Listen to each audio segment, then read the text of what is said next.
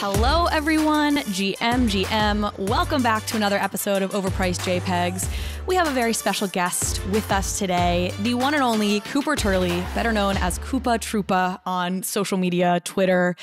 You probably know him. He's like everywhere. He's an angel investor in music NFTs, an advisor to projects like Audius. He was a co-founder of Friends with Benefits, FWB. He's a partner at Variant, and just like a man about town. I feel like that expression has an actual meaning, but to me, you're a man about town because you're everywhere on Twitter, at conferences, just such an OG in the space. Cooper, so happy to have you here. Thank you for having me. I'm excited to be here. And I'm so excited. Music NFTs is something I've wanted to dive more into for a while. And you are just like the expert on experts on this. And so like, I really want to break it down. I want to take this in bite-sized chunks and really explain to people the broad ecosystem happening here as best as possible. But before we dive into all that and hopefully make it really clear for folks, we do need to hear a word from our lovely sponsors. It's increasingly obvious that everything will become tokenized, and NFT marketplaces needs robust financial reporting, performance analysis, and the peace of mind that they are compliance ready. Guilded's NFT Ops is a one-stop financial reporting solution for growing NFT platforms. Guilded has developed marketplace-specific modules to track the financial performance of NFT creators, including revenue tracking, collection metrics, royalty payments, and revenue share. Customers of NFT Ops gain full access to accounting tools and powerful APIs for custom integrations that simplify operations, streamline reporting, and produce tax-ready data. So no wonder why so many top brands like CoinMarketCap, Gitcoin, Nifty's, and POAP trust Guilded to automate complex reporting workflows. Visit guilded.finance/bankless to learn more.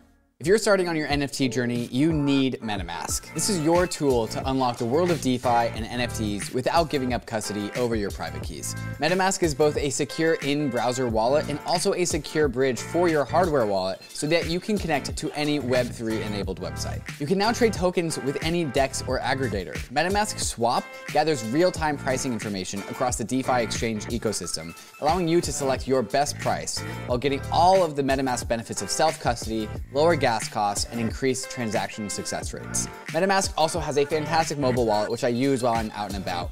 And I use it to collect POAPs, NFTs, and use it for all my DeFi things while I'm away from home. If you haven't downloaded MetaMask, you gotta try it out. Download MetaMask for desktop and mobile at metamask.io, or load up your Ledger, Trezor, Keystone, or Lattice hardware wallets so that they too can get into Web3. All right, I want to break this down and I want to keep this as clear to people as possible. And as I was preparing for this interview, one thing that really stood out to me is I feel like we use music NFTs or like it's sort of this catch-all term, but there's really a lot going on under the hood here that we want to be clear about. So on the one side, I feel like we have music NFTs, collectibles, and we'll maybe break down a little bit more what that means. And then on the other side, we have the use of, call it smart contracts, to fix the ways that the music industry is systemically broken. And these are not these are two different categories. Would you agree with that categorization? And then maybe we'll go a little deeper on each of these categories. Yeah, I would say in its current form today, they are very different. I think ultimately it'll become one and the same, and all payments, streaming, collectibles will all exist natively on chain. But for right now, we kind of have this paired system where there's new assets that are being tokenized in Web3. And then we have other companies looking to bring off-chain assets into Web3. And so some examples of that would be a company like Royal, which is tokenizing the royalties from Spotify and putting those into NFTs, versus something like Sound, which is a digital collectible that exists entirely on-chain and has no tie into sort of anything happening off-platform. Royal is an interesting example because it feels like it crosses both of these categories, and I'll explain what I mean there. So for example, if we start with this music NFT piece, and I want you to really break this down for us, you mentioned this, Royal sells music NFTs, but the music NFTs that Royal is selling come with some rights over the master, right? Over the recorded works. So that you're entitled to a certain level of royalty as the owner of the NFT moving forward, which is helping to fix a systemic problem. The other one you just mentioned there, Sound, is it Sound XYZ? What did you mention? Yeah.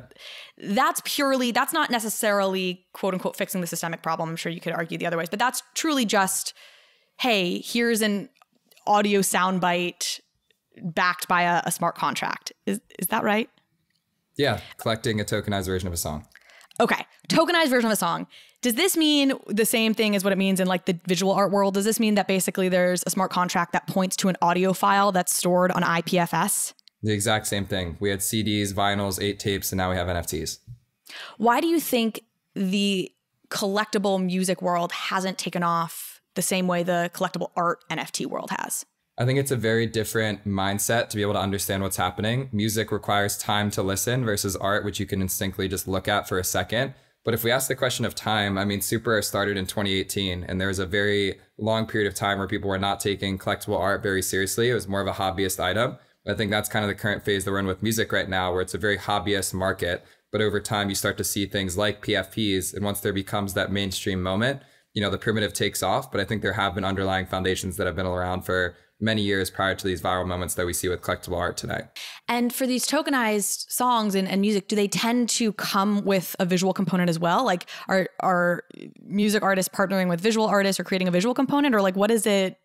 Break that down for folks who have never collected or seen a music NFT or tokenized piece of music. Yeah, I love that you asked this question because this was really the big shift that started quote unquote music NFTs in my book. There was a heyday in Nifty Gateway where every big DJ was partnering with a giant visual artist to do a 15-second audiovisual clip that had some 3D animation on it with a little music snippet underneath. And it was cool. Musicians were getting into NFTs. But I would argue that that wasn't music NFTs because there was not really a focus on the song itself. It was more about the audiovisual pairing. And so what we see now is that most quote unquote music NFTs are a full song, let's call it a 3-minute MP3 or WAV file, and then a cover art. And while you can go to OpenSea and see the cover art, what you're collecting is the song, not necessarily cover art itself. But obviously the cover art adds to sort of the overall output. But at its core, you are collecting the music and not necessarily the cover art or the visual associated with it. What do you think? Is there a real world analog to this? Like there's obviously a real world analog to visual NFTs in the sense that like people hang paintings in their house and that's how they signal that they're rich and can own a Picasso or like whatever. But when I think about how people have shown off music in the past, where my head goes, and maybe I'm wrong about this, is like, again, hanging the vinyl cover art there or the CD that you can physically see. Why are you convinced that this will actually happen? That music NFTs will work? I'll give you 3 different analogs. The first one is playlist. I think we can all wrap our heads around that one. We find songs that we like and we put them into a collection of sounds and we share them with our friends to say that we like a certain type of music. I think that's the easiest way to think about it. For the more super fan relationships, vinyl is exactly accurate. If I really resonate with a record, if I really resonate with an artist, I'm going to go above and beyond to collect a rare edition of that signals that I love that song more so than just adding it to my playlist. The last one, which is a little bit more obscure, but really what got me over the edge with music NFTs is hat pins. And so in electronic music culture, there are these artist projects where you would have a limited number of vinyl hat pins that you could put on your hat or you could hang on a poster or keep on like a pinboard in your house. And for me in college, I was super into this culture. And artists like Pretty Lights would drop a run of 100 hat pins and people would rush to the show to get them. They would be for sale for $20 at the show. And then on the secondary market in Facebook, they'd be selling for $50, $60, $100. And so during my time at college, I got really into collecting hat pins. I had thousands of dollars of them. I was selling them all the time. And so I got to see firsthand that there is a collectible market for music and specifically for super fandom. But I don't think we've ever had the ability to collect songs. We've always just collected the association with an artist. And so what I think that we're seeing with music NFTs today is taking that same mentality of trading hat pins, but instead doing that with tokenized records in a fully automated, always on secondary marketplace. Sticking with this theme of how the collectible part of the market is playing out, and then we'll spend a lot of time talking about the systemic fixes and super fandom and how that can be monetized in different ways. I think you are super well spoken on that, and Audius is doing interesting things there. On this collectible front, though, you were mentioning to me that generative music and generative collectibles are really taking off on the music side of things too. Of course, we've seen this again on the call it visual art side. Talk to me about what's happening in that scene. So the same way that you open a pack of Pokemon cards, we're now seeing different projects explore what it looks like to open a pack of songs. There's a project called Song Camp that's doing a mint today for a headless brand called Chaos. And so this is 77 artists that came together. A headless brand, yeah. So it's 77 artists that came together to make one artist project. So the artist project is called Chaos. There's 45 different songs that represent 20,000 different NFTs. And so when you go to the site to mint, you're basically opening a pack of cards and you don't really know what songs you're going to get. But there's sort of this game to be played now around collecting the rarest songs in the pack, the rarest songs in the series, filling out the grid.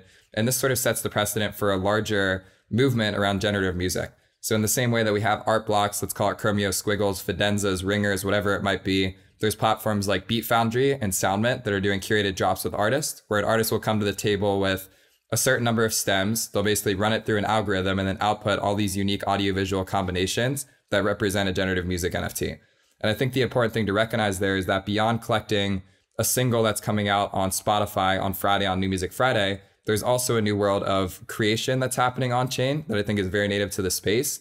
And across the board, we're seeing this very interesting experiment where artists are really challenging the fabric of what does it look like to output music that's not just a 30-second clip for TikTok. And for collectors such as myself, I think that that novelty kind of gives the space a little bit of an edge up over just collecting the songs that we already know and love. That's so interesting.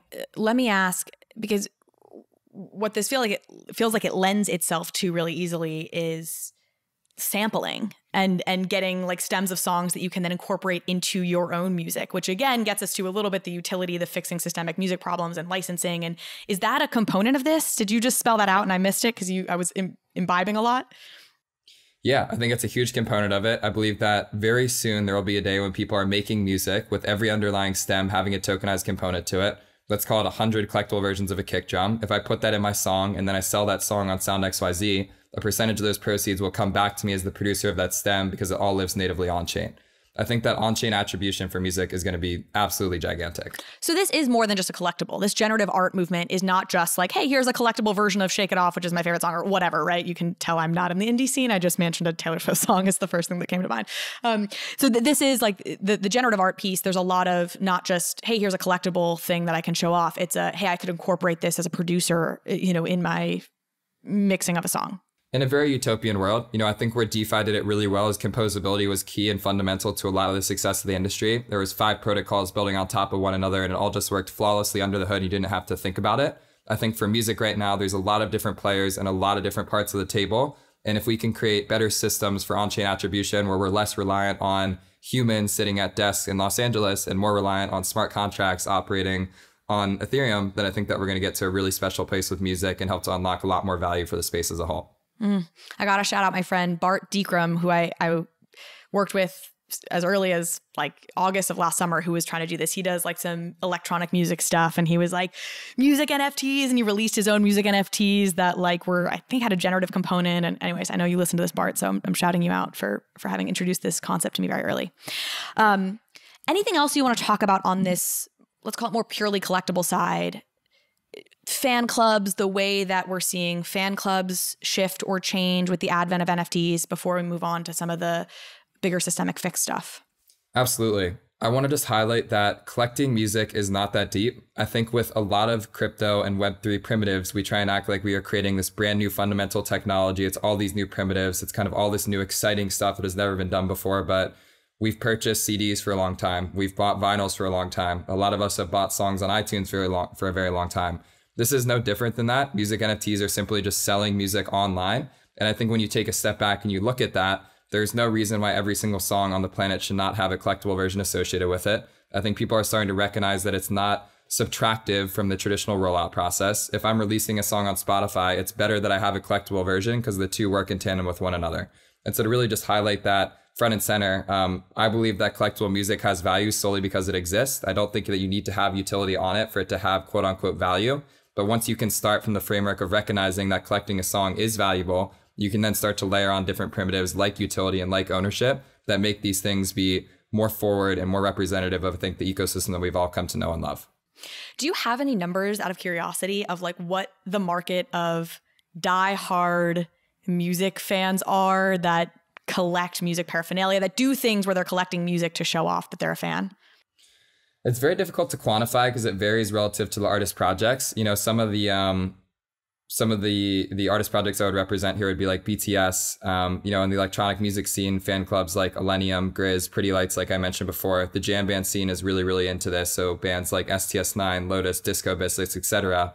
And I think for a lot of these different fan communities, people recognize that their identity is highly attached to the artist projects that they're following. And so instead of it just being me going passively listening to a song on Spotify, I can speak from personal experience. I was traveling the country going to see these bands. I was going to local meetups all the time. And if we think about the way that DAOs are operating in Web3 today, my very first relationship with quote unquote DAOs was through music communities. And so I think adding in Web3 native assets to represent ownership in these communities is a huge opportunity and the exact reason why I'm so passionate about it.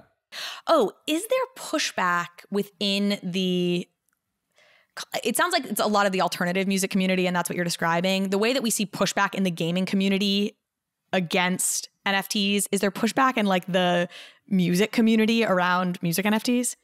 Absolutely. I would say most major artists that have tried to do NFTs will receive some form of backlash from their fan base by talking about doing it. Specifically on the Nifty Gateway wave, there was a couple electronic acts that got really big pushback from their fan base. But the interesting thing to highlight here is that most of that pushback came from Instagram. And so the fans that follow artists on Twitter are very different from the fans that follow artists on Instagram. And so I think a lot of that pushback came from an artist posting on Instagram that they were doing NFTs. And so we sort of saw this drop off about a year and a half ago where many artists became disenfranchised because they thought they were going to get crucified by their fan base. And so when I'm working with artists now, I tell them to stick to Twitter. Recognize that it's for a very small segment of your community. Don't try and sell to all of your fans because most of your fans can't even buy it in the first place if they wanted to. And instead focus on that 1% super fan community that you have been fostering for years and try and figure out a way to get them involved, because there are people out there that want to collect these assets, but it is currently not for all of your fans. It's actually for a very specific demographic that's willing to jump through some hoops. What has the evolution of music NFTs been? And this, I think, gets us to then again, Royal Audius and the problems with the music industry and how we fix them. Like, did this start with tokenized music, or did it start with we want to fix the system? It's a little bit of both. My relationship with music and Web3 in general started from fixing the system as a whole. So I went to school for music business, and I was told about smart contracts being able to expedite the royalty system. And so to quickly give an anecdote here, if I stream your track on Spotify today, you are not going to see that payment for about 3 to 6 months. It's going to go through a bunch of different systems, and eventually over time, it's going to trickle down and come back to one of your sites that you can go and press a button to collect from. When I heard about smart contracts as a way to be able to say, hey, I'm streaming your track right now, here's 1 cent, and it's going to go directly to your wallet, that instantly clicked and made sense to me. And so my early relationship with music and Web3 was through platforms like Audius that really highlighted that problem very viscerally and said, hey, what if we made a more transparent system for on-chain payments, for artist-to-fan relationships, for data collection, fan clubs, as you mentioned. And over time, that sort of grew into tokenized collectible music. And so I would say, quote unquote, music NFTs really started around the days that catalogs started producing records. And so there were artists that were tokenizing songs on Zora. Zora then ended up becoming Catalog because Catalog is built on top of Zora. And we saw this wave of sort of one-of-one collectibles that very, very much represented the early days of Super Rare. From there, we started to notice that people were branching out and doing editions. You saw platforms like SoundXYZ come about, Mint Songs, a couple others that I could name. But instead of it just being a one-of-one collectible with only one fan collecting, we started to see people tokenizing 10, 25, 100, 1,000 records. I think that's when these things became a little bit bigger. And since then, we've now seen kind of a wider wave around generative music and sort of bigger drops in the form of platforms like Beat Foundry, SoundMint, and now more recently, a lot of the bigger artists in music NFTs are building their own drop sites and products. And so if I am an artist that's sold a couple one-of-ones on Catalog, I've sold a couple drops out on SoundXYZ, maybe I've done a Beat Foundry drop, but I have an album coming up, they're teaming up with developers and basically making a site so you can mint 1,000, 5,000 collectible versions of your album and have this really big, come to Jesus moment with the release of your record that's saying like, hey, if you want to be a part of this from day one, here's the earliest way to listen to the music and have a collectible version of it so that you can kind of participate in the full ride and experience of what's being created. Yeah, these extension of fan experiences from when you're at concerts and they can track you at a concert now. If you have an NFT, that's your ticket. Like, I think that'll be so interesting as we see how just fan experiences are augmented from conception to end with these, which is a little bit separate from, I think, this very sexy concept that we're all excited by, which is if you identify an artist early, you can invest in their career and then share in their royalties and upside for the years to come. My understanding is the system is sort of broken in a way that right now, certainly for any mainstream artist who currently has a record deal, that's not really a realistic future for, like, you're not going to make a bunch of money buying into that artist's royalty stream early because of the way that the system is set up. Is that right? That's correct. I think there's an extreme amount of value in giving fans ownership. So just the concept of ownership, I think, has value. And if we talk about a premium that we can place on collectible assets, the notion of having ownership is valuable, even if the payouts aren't very valuable themselves. But to your point, I think the reason those are not currently super valuable right now is because Spotify is just not a very lucrative system for the vast majority of artists. And I think it's more important to instead focus on the on-chain native sales that are happening. So rather than being able to get Spotify streams, I'm really excited about the idea of being able to get secondary sales. So if I buy a record on the primary market, I mint it on SoundXYZ, and then I'm able to either resell it later down the line, or better yet, I'm able to stake it and get a percentage of all secondary sales for that record, I think that things start to get really exciting. And to your question earlier about the current structure, I'll just finish this point really fast. Eventually, all the streaming will happen on chain. And so if I own a collectible version of a song, there's no reason if that song's not streaming on Audius and getting payouts on there that I should be able to get a percentage of that natively because I hold the NFT. I think eventually the NFT will become sort of the master, and it'll replace sort of this system of like master rights publishing, etc. And it'll all live in one tokenized version of the song. And that'll be the hub that's collecting everything that's natively happening around it.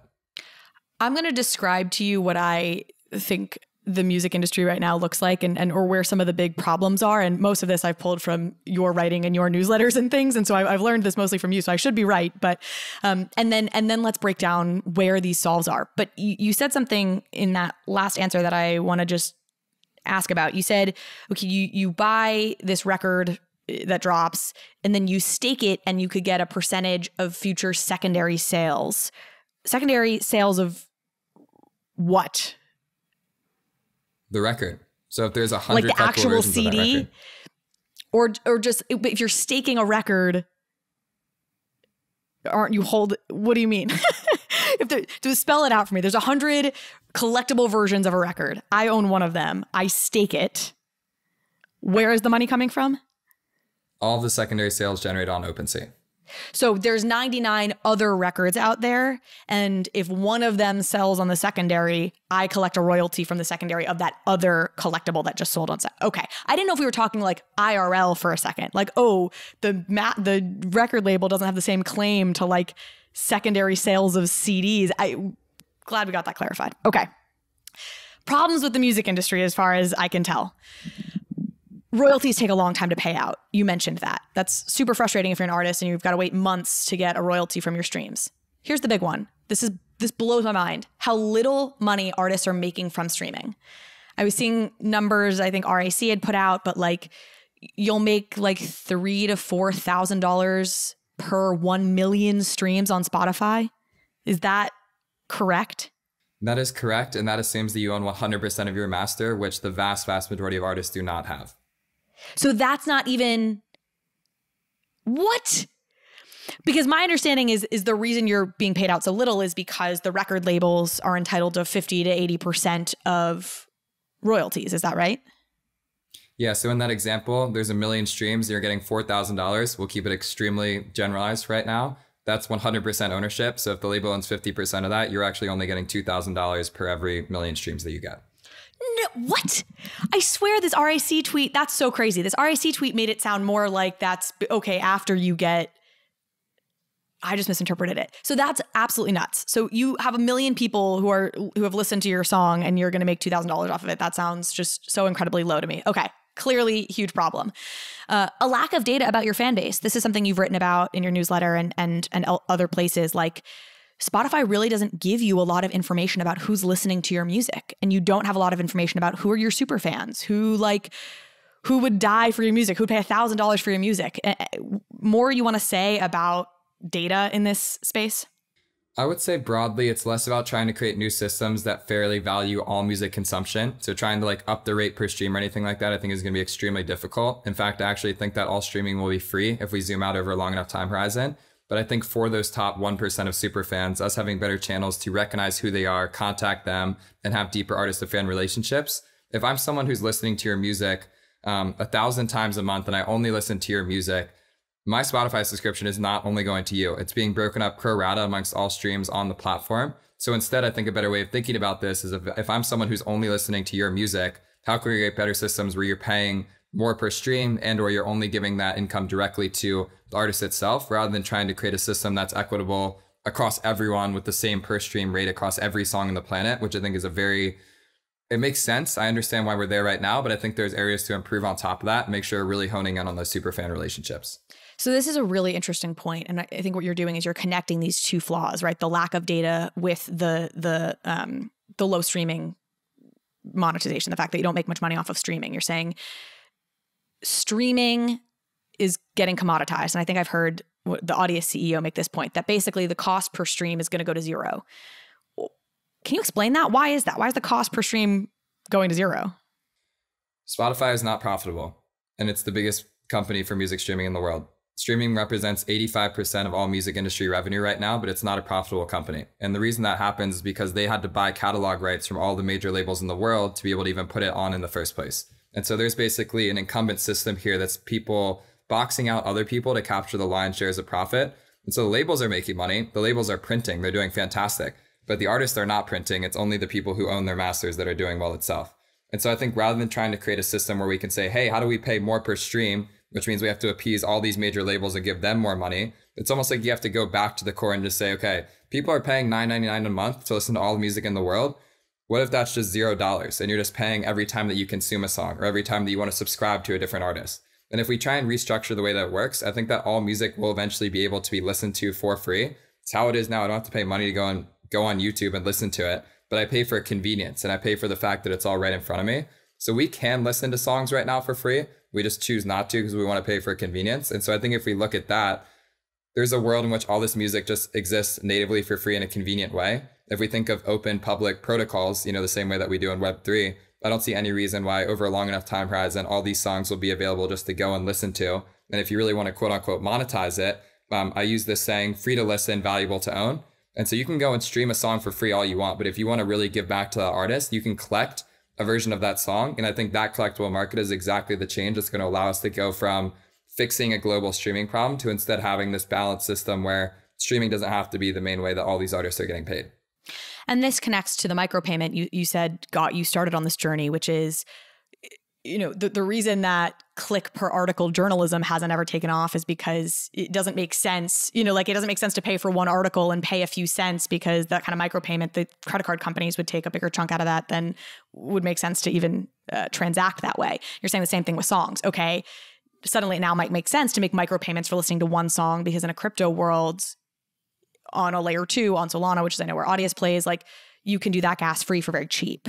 So that's one component of this. And then the super fan piece, the other way you're saying artists should be able to monetize more is on their super fans, which makes total sense. I probably listen to more than 10 artists on Spotify, but I mostly listen to Taylor Swift and she should get most of my Spotify subscription payments.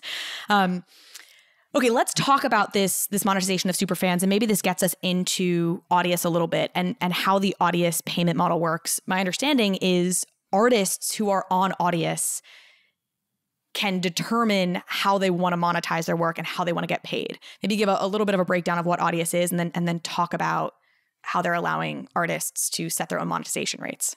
Absolutely. So Audius is an on-chain streaming protocol. The way that I would think of this is SoundCloud, except if it lived natively in Web3. And so there was an entire generation of artists on SoundCloud who made their career off the back of uploading free music, getting that discovered by labels, it going viral, and them going to play world tours. There was never an opportunity for those artists to earn equity in SoundCloud. Instead, all they got was a little bit of marketing exposure and the opportunity to make a career for themselves.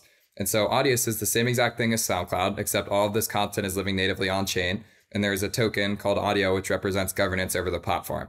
And so just in the same way that we recognize all these Web3 protocols for having an ownership economy thesis, being able to create a music platform where the artist can truly own the platform that they create value for is really, really fascinating. I'll highlight that today on Audius, there's not a pay per stream rate. People aren't making US dollars for streaming. It's actually just a way to build deeper fan relationships within Web3.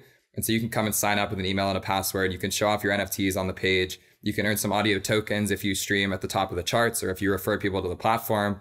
But this sort of wider system around on-chain attribution and paid per stream is a huge, huge endeavor. It's not one that currently exists yet. But the thesis is if I'm an artist and I want to set a streaming rate of $1 per track, I can do that for one single. And if I want to make my other single free, I can make that free.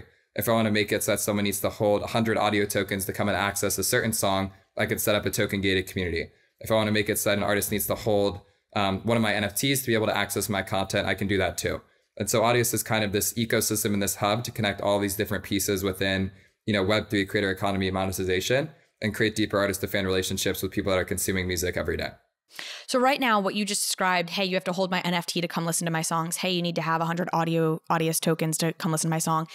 That's in place right now. What's not in place is just hey, you can pay me 2 cents per stream of my song in fiat. Is that the breakdown of how it currently works? There's different tiers on Audius where you can hold tokens, access different things. It's not quite happening on an artist by artist basis right now. I would say what currently exists today is earning audio tokens for being a value added contributor to the network in the same way that incentives exist for a lot of other Web3 platforms that we know today. And so if I'm an artist who's put my work up on Audius and it's doing really well, I get paid out audio tokens. Audio is the token, correct? That's correct. You get paid out audio tokens for being one of those top performing streamers and adding to the network in that way. And that audio token has governance control over the overall protocol, the future of Audius, and also, like many of these, gets traded on a decentralized exchanges where it can be converted into other cryptos or fiat and ultimately. Yep. The one thing I want to highlight there is it's not like every time you get a stream on the platform, you're earning audio tokens yet. I think that that's a really big endeavor. It's basically saying, hey, if you're one of the top 5 performing tracks on a given week, or if you're one of the top 5 performing playlists, there's a fixed incentive that goes to those users. I think if we zoom out over a long enough time horizon, absolutely, there's going to be a system in place where if you're just streaming really well, you're going to earn tokens on a recurring basis. But as it exists today, I would say fixed incentive over a fixed epoch relative to your performance on the platform as a whole.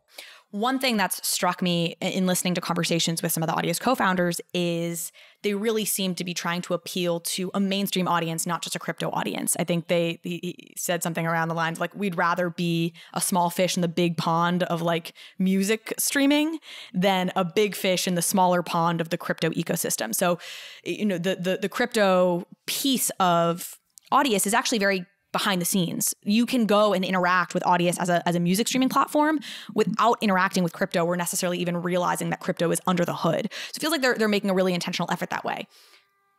Given that, is the goal that down the line, there's also fiat transactions that are possible on here where it is, or stable coins where there's sort of micro payments per song in a more normie accessible way? Absolutely. I think there's a very real world where you're paying a fraction of a cent to listen to a song, but you're not having to swipe your credit card to pay a fraction of a cent. You just have an internal balance on Audius, and every time you stream a track, you're opting into making sure you can make that payment, but it's just coming automatically out of your account. The one thing I want to highlight and zoom in on there is this sort of mainstream adoption versus like deep Web3 culture, because I think it's a really important point that I've had a lot of thought on and have developed somewhat of a thesis around. I think right now, a lot of companies are looking for ways to bring crypto mainstream, but in a lot of ways, I don't think that crypto is ready for mainstream. And so a lot of my time has been is instead of trying to onboard, the Post Malones and Justin Biebers and all this stuff to NFTs, which frankly, I just don't think we're ready to support yet. I think it's a lot more about creating the next Post Malone or the next Justin Bieber through Web3 natively. And so there's not one size fits all model, and there's a lot of platforms that are operating on both sides of the spectrum. I'm currently leaning more towards independent artists and artists that are natively born in the space. But that's not to say that there isn't a parallel track of people bringing all these celebrities into the market, which is also an extremely valuable, sandbox in and of itself. Well, and it's not just about crypto not being ready for the mainstream, which makes sense. And of course, we see in a whole bunch of ways. But it's also the music industry not being ready for crypto in what I was describing earlier, and really making this point to folks, which is that record labels have all the power here. And these artists sign early with these labels before they've gotten big. And so they sign away the rights to their masters, the rights to their work in exchange for some lump sum upfront fee that looks like a ton of money to some young artist who's trying to survive as an artist. But now they don't have the rights to their masters. And so all of the money is flowing to record labels. And so in this grand vision, and where I think this can really come together for folks, is when you as a fan have real ownership over an artist's future career and have ownership over some royalty streams. And those royalty streams are actually meaningful because the artist owns those masters, as opposed to owning like a tiny fraction of them or themselves getting a tiny fraction of the royalty. So a Justin Bieber who has, who's very plugged into the archaic traditional system, you're going to be limited in what you can do with them in a Web3 world. Is that right? More to say on that to really explain this to folks, because I think people do not understand how this industry works. Yeah, it's exactly right. And I think that's exactly why you see Justin Bieber collecting in-betweener PFP projects instead of putting his music natively on chain. I don't think that there's a correct way for musicians of high caliber to get involved with Web3. And so a lot of what I'm looking to figure out is how do we run these playbooks with smaller independent artists that we can take that to a label and say, hey, here's a system that's generating additional revenue for you. It's not it's not taking away from the streams that you're having. But if you're willing to embrace this, I think there's a really cool system for other people to get involved. It's going to be a difficult conversation, but it's one that I think people are starting to have more and more every day. Are younger artists increasingly aware of the bad deal they're being dealt with record labels? I think of like Taylor Swift being very vocal about the fact, God, I've mentioned her 4 times in this podcast, being very vocal about the fact that she doesn't own her masters and she's devastated by it. And she wished she didn't sign the deal she did when she was younger. Is this something that people are starting to wise up to if you're a young artist? 100%. And I want to really give color to that last example you gave because it was extremely accurate. So what we see today is an artist who's 18-year-old, put a song on TikTok. It goes off for 100 million streams. A label comes to them and says, hey, we love your music. What we're going to do is we're going to give you $1 million up front. We're going to make sure we're recouping against all of that $1 million. And then after that, you're going to get 20% of the streaming rights from your song for the rest of your life, essentially. And so as an artist, I'm getting $1 million up front. And I'm like, wow, this is incredible. I just made $1 million. But you're not making $1 million. You have a loan of $1 million that you need to pay back. And even after you pay back that loan, you still don't own the thing that you were loaning out in the first place. And so I think what artists are starting to recognize now is saying, hey, I don't have to take $1 million loan up front. I can actually make $1 million myself without having to give that away. And instead of having to take a loan from a bank, which is essentially a label, if you do want to crowdfund and actually take on some capital to be able to make a music video, hire producers, live, do the things that artists need to be able to create, you can do that from a smaller demographic of people, namely those super fans that we mentioned before, without having to give away crazy amounts of your ownership. That's not to say that you should never give away your ownership, because I think there is value in bringing people to the table because of that. But I think that we can be a lot more creative in how that ownership is being distributed. And in the event that we challenge the model of how it's being given away, you can start to have people associated with your projects that care more about it on a day-to-day basis. I think the incentives can be much greater. So instead of me just going and streaming a track, I can now actually own either a percentage of masters or a collectible version of a song that makes me feel a lot more engaged and motivated to go and spread the likeness of this record. What do you think the future is for record labels? They've got they'll be around for a while because they've got all these huge acts that are tied to them for the rest of their lives. But as more artists wise up to this, where do you think it goes? I think that record labels start to resemble venture capitalists. And I think instead of them being able to take on deals where they are able to recoup against their loan and then also have ownership in it, I think they're going to have to compete like people like myself with other people that are in venture capital to have to partner with these artists, where the artist is now the CEO of a company and the major label is slotting into that rather than the artist being a client of the major label. And in the event that that client relationship is not being prioritized, the artist just gets dropped and there's no business with it whatsoever. Yeah, it's you hear this with startup founders, and especially in bull markets, which of course we're not in now, but where you can be a lot more selective about like what VC you want on your cap table and think about like what are they bringing to the table beyond just the money or beyond this, and it forces the VCs to be much more competitive. I think what I hear you describing is just a scenario where record labels have to be much more competitive, and it's no longer taken for granted that they need you, and so you really have to make the deal fairer for the artists themselves. So one of the bigger problems with music right now is that all of the pockets of music that exist around an artist are very segmented. And so artists will sign to a major label for their master rights, which is the money that they're making from Spotify. They'll sign to a publishing company for their publishing, which is traditionally like when I get a commercial on Apple or something like that. Many times they will have touring, which is a different income stream that may have fees going to a tour manager or a booking agent. But all of these things kind of operate in these different silos. And so I think what I'm trying to figure out is how do we sort of put those all together in an umbrella that makes sense. So when we are investing in artists natively, instead of investing in their masters, their publishing, their touring, their merchandise, whatever it might be, all of that should be housed under one roof. And I think the new form of funding an artist is not going to be only buying their masters. It's going to be investing natively in that artist's equity. And that artist's equity should theoretically have a claim on all the different pieces that exist in their wider ecosystem. Does this touch on what you see as these emerging Web3 record labels where does that connect up to this point you're trying to make about it all housed under one entity, or is that something separate? Ambitiously, yes. I would say today what most Web3 labels are doing are basically helping artists distribute their music in Web3. And so if they're selling collectible records on catalog or on sound, that Web3 label partner will take a percentage of primary and secondary sales. I think over time it becomes, very synonymous with what I just mentioned, where they have ownership over everything. But, right now when I think of a Web3 label, I basically think of a team that is helping someone sell more records on chain. So right now, these Web3 labels are helping artists. They're like consultants who are helping artists speak Web3 and get them in front of a Web3 audience and understand how to go to market with an NFT collectible. Is that what I hear you saying? That's exactly right. For many of these artists that are natively in Web3, they're actually releasing their music on chain before they're putting it on Spotify. And in many case scenarios, they're making way more money from selling collectibles than they are from streaming. And so the Web3 label's role is basically to do tokenomics, to do partnerships, to do governance, community management, treasury management, all the things that we see with Web3 companies and DAOs, except now it's just happening for an artist project. And so we're even starting to see the rise of what I call metastars, which are acts that live natively in the metaverse. They're not on Spotify. They're not humans. They're often like avatars, like a Fluff World character or like a Bored Ape. And these Web3 labels are basically creating the lore and the narrative for them. They're creating this digital brand around the artist. They're producing the music on the back end and then distributing it in the form of NFTs to develop super fan relationships that all exist natively in Web3 as the home base.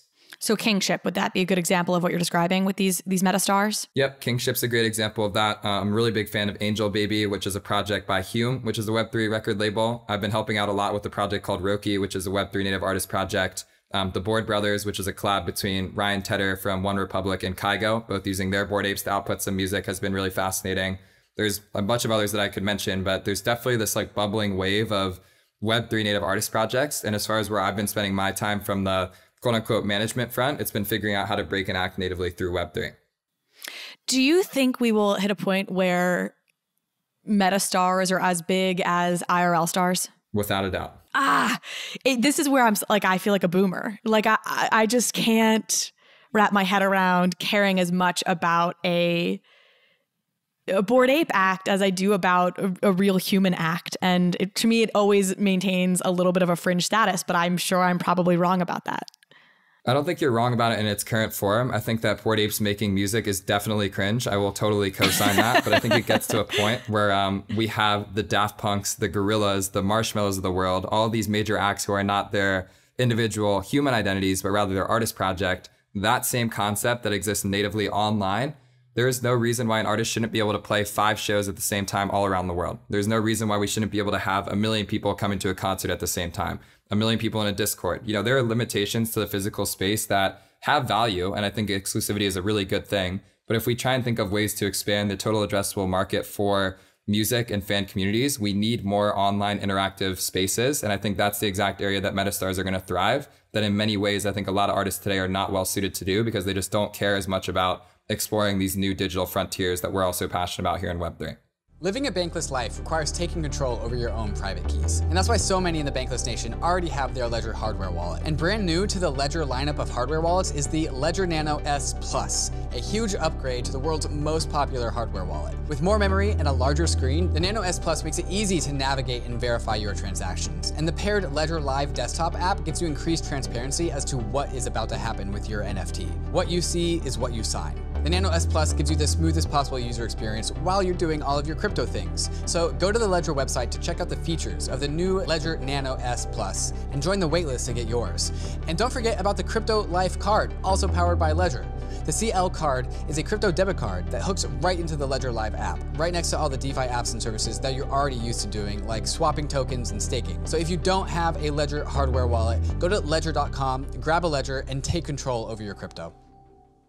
RARIBLE is the NFT platform that's leading the charge into the multi-chain universe ahead of us. Available on Flow, Tezos, Polygon, and of course Ethereum, RARIBLE is the perfect place for NFT newcomers, profile picture collectors, and experienced NFT traders. RARIBLE has a variety of NFT features that set it apart from other NFT marketplaces. They have a native messaging function allowing you to DM your friends or haggle with sellers. They also have a mobile app on iOS and Android with a built-in NFT portfolio tracker tool, so you can easily check the value of your digital art portfolio.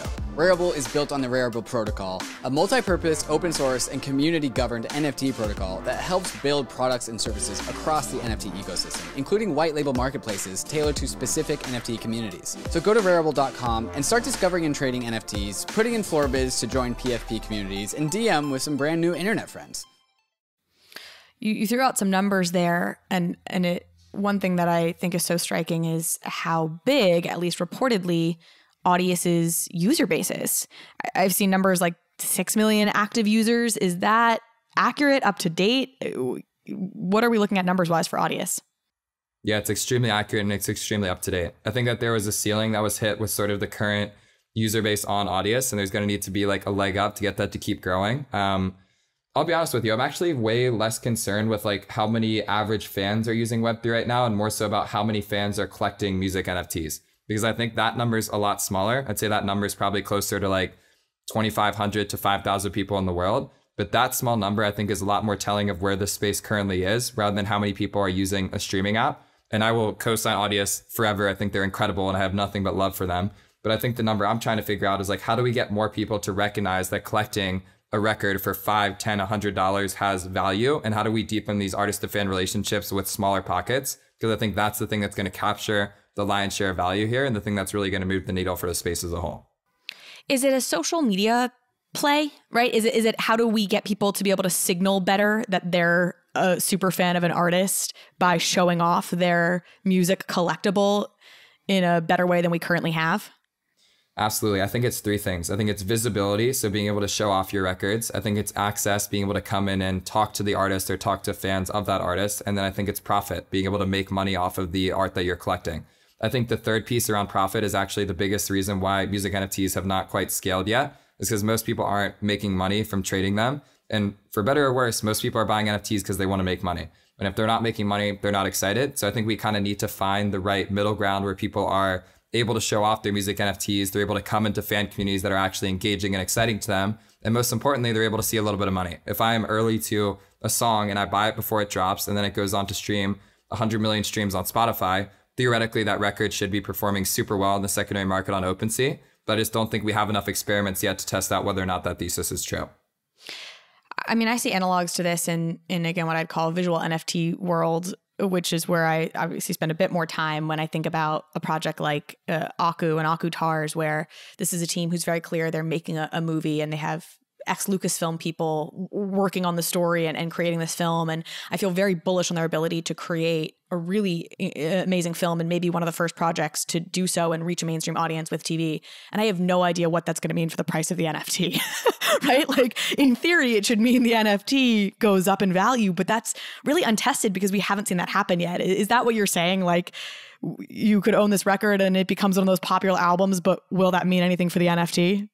That's exactly what I'm saying. And I think that this is the next chapter for Web3 as a whole, is tokenized media.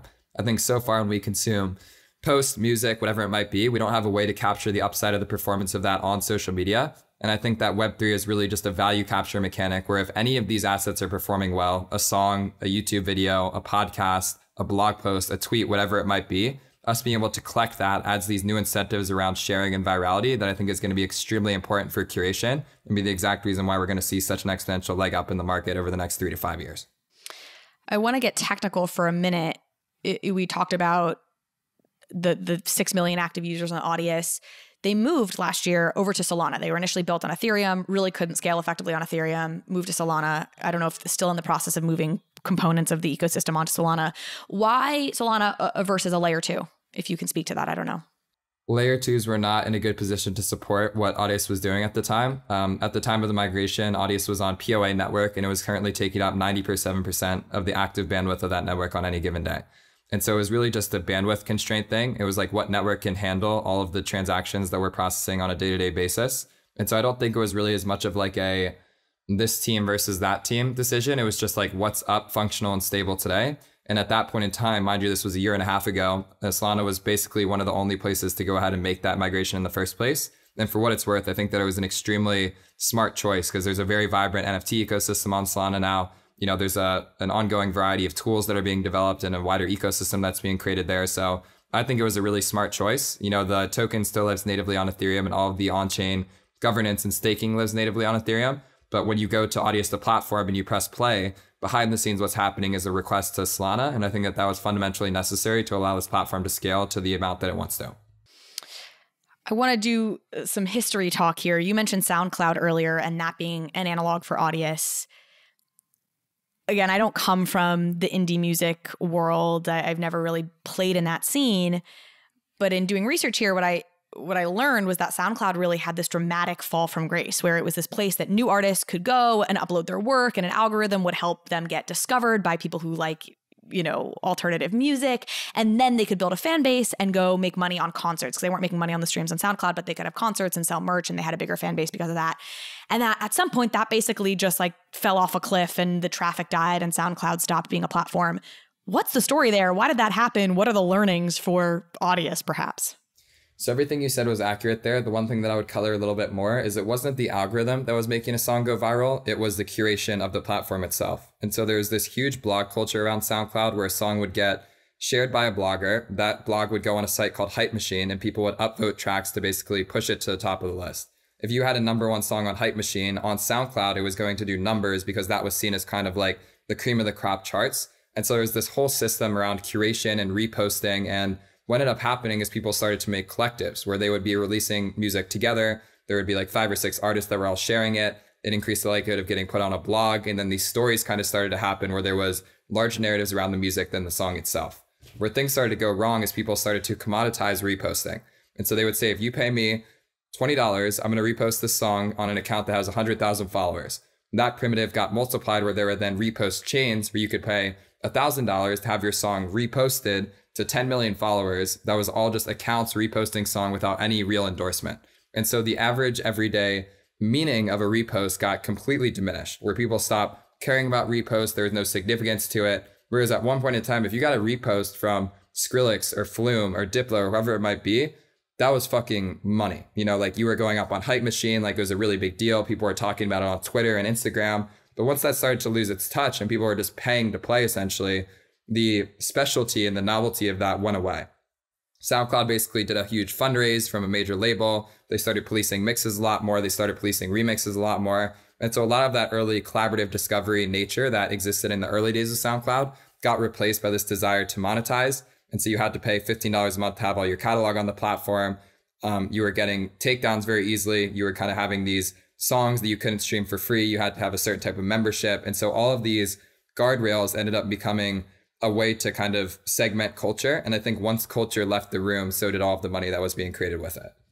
Damn, that's fascinating. What it gets to too is the importance of curators, which I know is something you feel really strongly about. You've really been a curator throughout your career and love of music. What does the role curators play in this new Web3 ecosystem of music and monetization? I think it is the biggest opportunity for anyone who's a fan of music today. You know, the reason I buy so many music NFTs is not because I think I'm going to make a lot of money. It's because of the curation aspect of it. I think for the first time in history, you as a fan of music can have a career just by liking good music, which is something crazy to say, but historically that has not been the case. If you like good music and you're really good at finding it, you could go be an A&R at a major label. You could go be a curator at Spotify and make a proprietary playlist for the company. But there's not really been ways for you to stand alone and operate as an independent curator. And so for Web3, I think that curators are going to be the single most important way that we drive secondary sales to these artist economies, in the same way that you see curators, quote unquote, like D's or Keyboard Monkey or Zeneca or, 50 other names that I could mention. The exact same thing is going to happen in music. I think that these people are going to be the ones that are really moving markets in a really meaningful way. And I think as someone that's able to capture the culture in a very pure way and start to output that through your creation of what you're buying, I think there's an entire career opportunity to be made on the back of the curation that you're doing every single day. Where do you show off your curations? Is it just OpenSea? Right now it's OpenSea. I mean, SoundXYZ has a really good page to show off their records. Catalog has a profile page. I'll be honest with you, the curation and the visibility of music is pretty bad right now. There's actually not really a good place to show that off. There's a lot of team working on it, but I think one of the major unlocks for music NFTs is going to be the social experience around it. And so something that I'm really excited about is if I go and I see a Halsey record streaming on Spotify, there's this canvas cover art behind it that's this cool visual layer. I want to be able to press a button and collect that and then have a social graph that I can go and show my friends, hey, not only do I like this song, but I actually spent $5 collecting it because I really like it. And if I'm someone that asks me, like, what kind of music do you like? I just send them my collection and they can see what songs I really resonate with as by virtue of the different music NFTs that I've collected. Spotify's suggested that they're going to start playing with NFTs. Are you tracking this? Are you excited about this? Is it meaningful or it's nothing at this stage? I would say every major social company in the world has suggested that they're playing around with Web3 by virtue of it being a necessity. But I'm a lot more excited to see who actually ships something of value so that we can talk about what they're practically doing instead of the implication of them doing it. Fair enough. Who do you think is the next wave of adopters here? You mentioned some pretty small numbers, 2,500 to 5,000 people who are actually collecting music NFTs in any sort of meaningful way. What's the next wave? The next wave is a combination of NFT buyers. So people that are buying Bored Apes, people that are buying art blocks, and it's a combination of average everyday super fans. So someone who's really, really passionate about an artist, but has never bought an NFT before. I think the vertical in the middle there is basically convincing someone who YOLOs on PFPs every day that they should give music NFTs a shot, paired with someone who's never bought an NFT in their life, but really loves an artist, that it might be worth it for them to buy a music NFT for 0.05 ETH as their first record and their first way of coming into the ecosystem. I feel like we have to mention the Chainsmokers, who are a huge act. Have you been working with them to bring them onto Web3? I've not been working with them personally. I mean, they're good friends of mine. They have a venture firm called Mantis, which they've been doing amazing investing in the space for quite a long time now. They recently did a drop on Royal, which I know that you're alluding to. which is fantastic. So they put out a new album and they basically gave away music NFTs representing 1% ownership in the album for free. And so if you were a VIP fan who was someone who had listened to their music, you'd bought tickets to their show or merchandise, you got whitelisted to come and claim one of these early records. And you could basically collect a version of the album that represented a 1% claim on all of the royalties from all of the streaming on Spotify. And again, realistically, that's not going to be that much money, which is why I think it's great they did it for free, because I was looking at some of these numbers. I mean, they do 34 million, I think, monthly streams or something as a band. But realistically, that doesn't amount to 1% of whatever they get doesn't amount to all that much, especially divided among the 1,900 people who get to hold these initial NFTs. Is that right? That's correct. The thing I really liked about it is, one, that they did something, which is something that a lot of artists aren't doing right now. They're just being out there and being experimental. They gave it away for free, where it's very clear that this was not a profit generating opportunity for them. They showed provenance and consistency by saying, hey, we care about this space. We don't quite think it's at a space where all of our fans can participate, but we're going to do something very light just to get started. And so when I look to collect music NFTs moving forward, the biggest thing that I look for is consistency.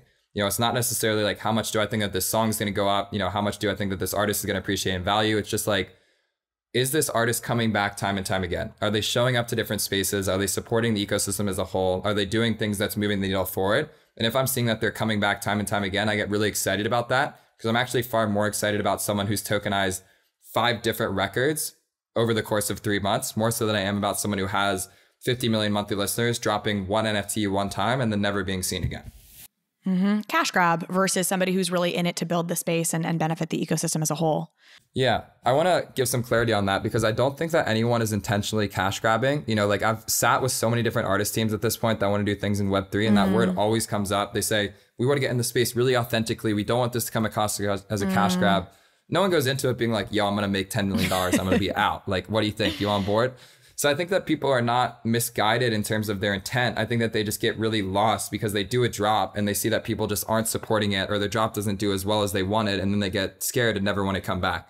And so I think the role that I've been playing for a lot of artists is really just around like level setting and expectations, and being like, hey, people don't care about you in Web3. I know you have 10 million followers on Instagram, and I know you have 10 million monthly listeners, but people do not care about collecting your NFTs. You need to really start from the ground up and show that you can sell 25, 100, 1,000 before you can try and sell 10,000 and make $10 million. And the reason why people are getting disenfranchised is because they are just shooting for the stars. They're selling something to people that they don't know what they want to do with or have any expectation of doing in the future. And so people are left holding the bag because these ideas were very half-baked. And so I think, to the Chainsmokers example, giving it away for free, doing it on a platform like Ro, which is doing a really fantastic job, doing it with their new record, those are all things that I love. And I think moving forward, when they do their next NFT, people are going to come back and say, hey, I remember that record you gave away for free. I think that was a really cool idea. And someone like myself is going to be more willing to purchase something because of the fact that I saw they had brand awareness and consistency. And I think that's the exact metric that I look for as I'm collecting any artist in the space at large. Does your advice to new artists or to artists you're trying to get in vary depending on the genre of music they're in? Like, it would feel like alternative music would play better here than like your straight pop, but I don't really know. No, because I look at the relationship the artist has with their fan, not necessarily the type of music that they're making. And so I think that different fan communities resonate more deeply with specific types of music. So for example, I think that electronic music communities are a little bit more diehard than, let's call it like a pop act for a lot of ways. But I don't think that watch out. Yeah, it's not across the board. Get into my territory. Fans, they're pretty serious out here. Yeah. But what I will say is that, for artists that are looking to get into Web3, I ask them, like, how in touch are you with your fans? And then I say, within that fan base, how in touch with you are your super fans? And if we zoom into that, I think that's the demographic that I look to try and build for. Not necessarily how do we get everyone in the world to collect one of these records, but for that 1% of people that have been following you for 10 years, what would they want? And what's something that would get them over the line? And if we can design a system or a process around that, I think that's the way that they can have a sandbox to experiment with that feels very safe and guarded and knows it has strong support. And I think over time, you then branch that out and bubble it up until it eventually gets to their whole fan base. But it really starts with just one super fan at a time. I think that's such a good point, and it's important to emphasize. We talked about super fans a little bit earlier, but really emphasizing that to people that we're in this creator economy shift that you and I have talked about. It's a legion phrase, which is like, it's not just about 1,000 true fans anymore. It's really can be about 100 true fans, and that NFTs and Web3 are unlocking this ability to monetize and really be supported as a creator with just 100 people who absolutely love your work. And that's so exciting. And for people who are maybe afraid to jump in, like, let that be something that encourages you, right? That's a bite-sized chunk to take on. Hey, let me just focus on getting 100 super fans. That's exactly right. And it really challenges you to think about the relationship with all those individual collectors. Selling 25 music NFTs right now is extremely difficult. You can have 5 million monthly listeners, but trying to get 25 people to buy one of your NFTs is not an easy feat. And so I personally really loved this shift in mentality where people are having to work really hard just to get every single little sale. I think this is why we're going to start to see artists really break out in the next 2 years over Web3, is because they're going to have this sort of thick skin that comes from getting 25 people individually to buy a record. And I think if we have a lot more of those experiments, people are going to start to appreciate how hard it is to really succeed in this space. Over time, it's going to be easier, but those people who had to go through the tough times at the beginning, I think you're going to see the people who are reaping the most rewards in the future because they went through this sort of phase of music NFTs where you had to work your ass off to be able to sell 25 records. Is there a regulatory piece of this going to Royal, which I don't know if we've explained Royal yet at this point, but folks are probably familiar. And again, it gives you the right to buy into a project and then own a piece of the masters. The Chainsmokers launched on there. You can own 1% of this new album they're dropping, where it has a higher likelihood of being classified as a security. Like, how is that regulatory landscape looking for music NFTs?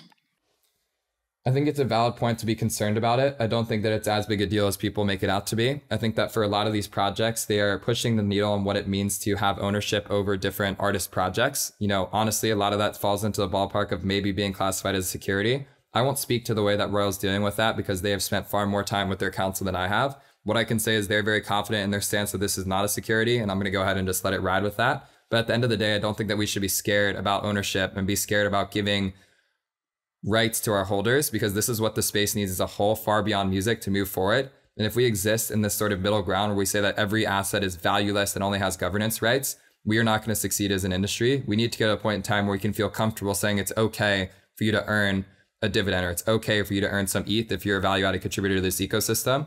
And so I've been a lot more forward with trying to push forward that narrative, saying lean in to the uncertainty around regulation rather than try and put your hands up and run away and wait for guidance, which is never going to come in the first place if we take that path.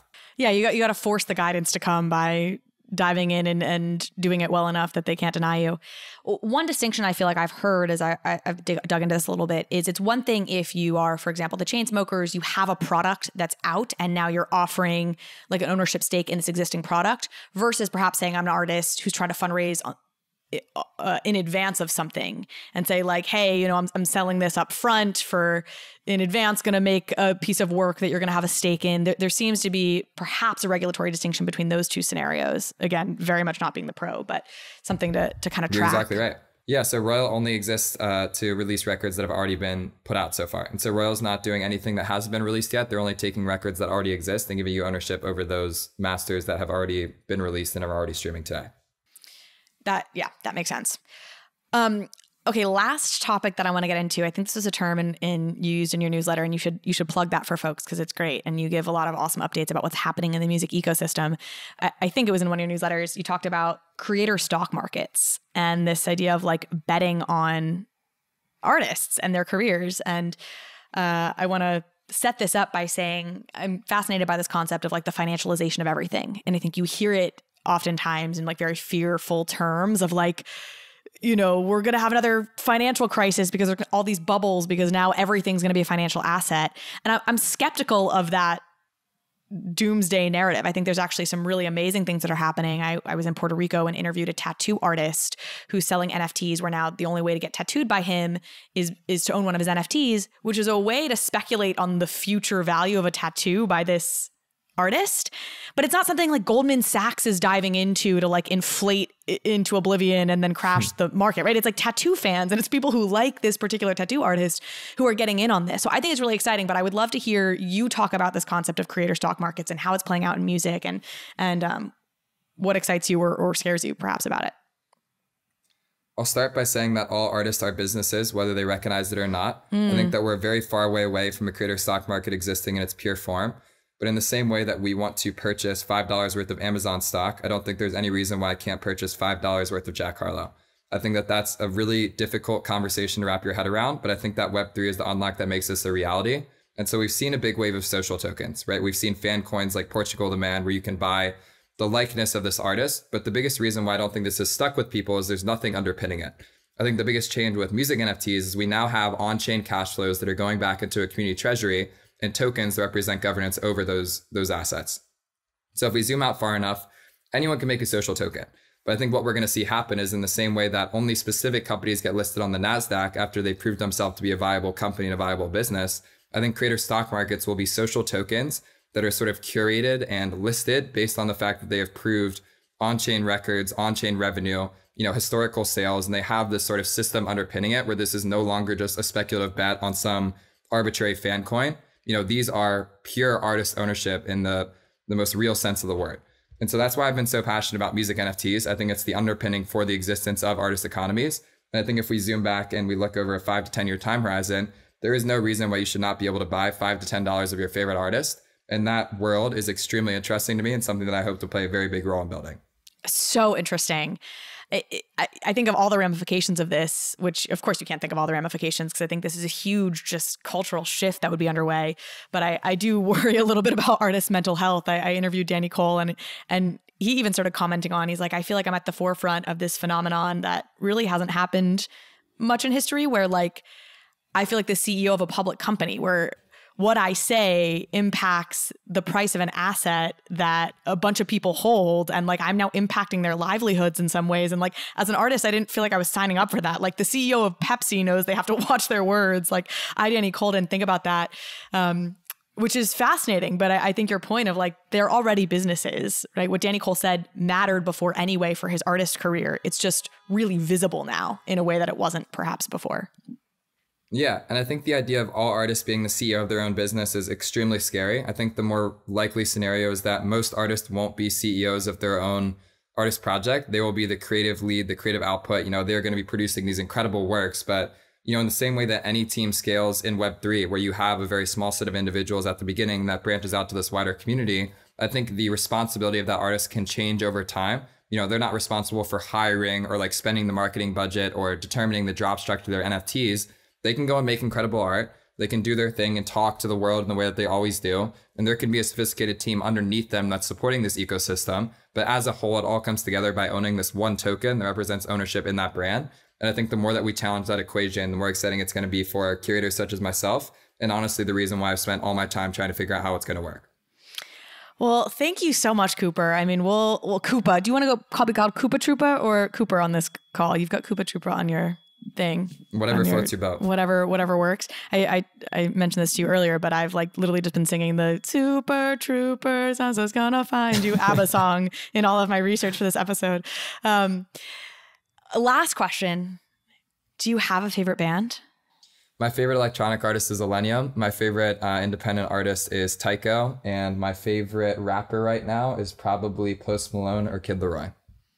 Amazing. And no pop artists? You don't have a favorite pop artist? Really liking the new Harry Styles album. I think it's fantastic. All right. Okay. Yeah, you do dabble. I was watching a Bankless interview where I think David joked about wanting to be able to short country music. And he's really excited for the creator stock markets that he can short country music. So I won't ask you if you have a favorite country song or favorite country band. All right, Koopa. Thank you so much for being here. This was a blast. We'll have you back on to track how this ecosystem is evolving. I love it. Thank you for the time. And I look forward to doing one soon.